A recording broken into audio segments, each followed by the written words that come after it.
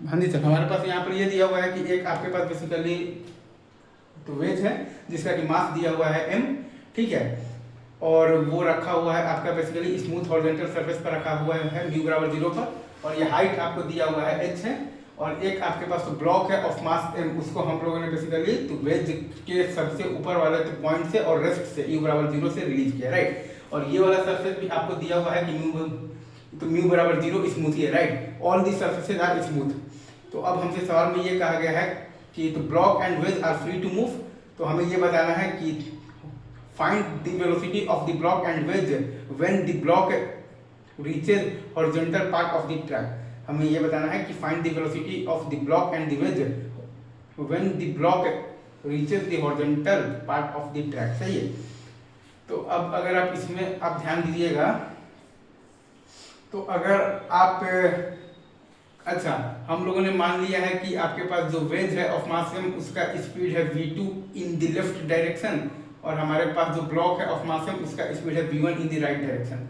हम लोगों ने मान लिया है कि हमारे पास जो वेज है ऑफ मास m उसका स्पीड है v2 in the left direction, और हमारे पास जो ब्लॉक है ऑफ मास m उसका स्पीड है v1 in the right direction, सही है।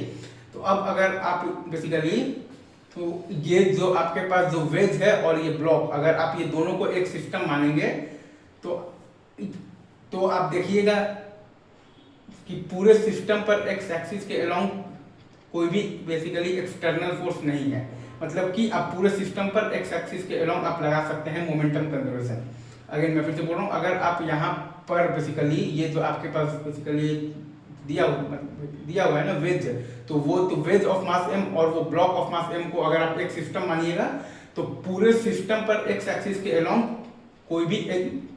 कोई भी एक्सटर्नल फोर्स नहीं है, मतलब कि आप पूरे सिस्टम पर एक्स एक्सिस के अलोंग आप लगा सकते हैं मोमेंटम कंजर्वेशन। तो वहीं से हमारे पास आ गया है बेसिकली तो क्या आ गया है mv1 बराबर mv2 आ गया है, राइट। तो वहां से हमारे पास आ गया है v2 बराबर m/m इंटू v1।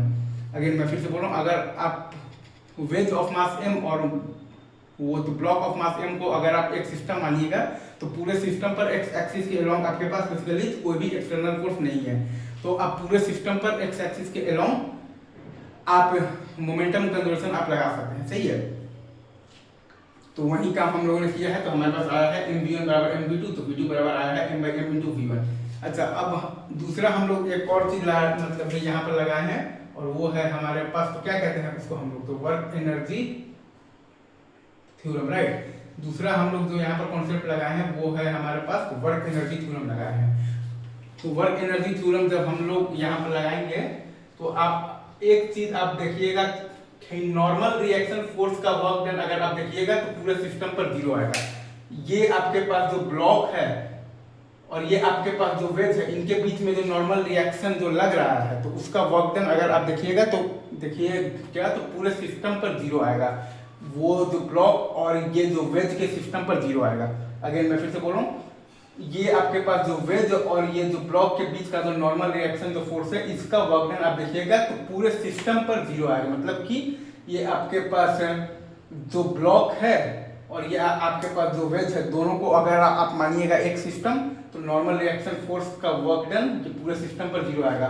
तो work done by the gravitational force खाली है आपके पास, तो mgh बराबर half mv1 square plus half mv2 square. अगर मैं फिर से बोल रहा हूँ, work done by the gravitational force खाली है आपके पास, तो mgh बराबर half mv1 square plus half m तो v2 स्क्वायर, राइट। तो ये दोनों को मिलाने से आपके पास आ गया है v1 बराबर आ गया है under root of the 2gh/1 plus m/m। ये दोनों को मिलाने से आपके पास आ गया है v1 बराबर आपके पास आ गया है under root of the 2gh/1 plus m/m, और v2 बराबर आपके पास आ गया है m/m into under root of the 2gh/1 plus m/m। v2 बराबर आपके पास आ गया है m/m into under root of the 2gh/1 plus m/m। Easy. आइए ये सवाल आपको पूरा यहाँ पर समझ में आ गया है, बाकी बात आगे करेंगे, ठीक है sir. Thank you very much.